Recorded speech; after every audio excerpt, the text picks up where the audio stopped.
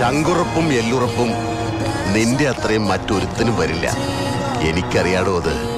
കാട്ടുകൊമ്പനോട് മല്ലയുദ്ധം പാടില്ല, വാരിക്കുഴി ഒരുക്കണം. അതാണ് ബുദ്ധിയുള്ള മനുഷ്യന്റെ വഴി.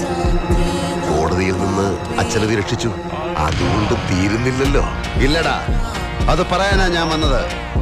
2 വിരല് മതി കൊരവള്ളി പൊട്ടിച്ച് നിന്നെ കൊല്ലാൻ. ചെയ്യാത്തത് നീ ചെയ്ത ക്രൂരതയ്ക്ക് നീ അനുഭവിക്കണം.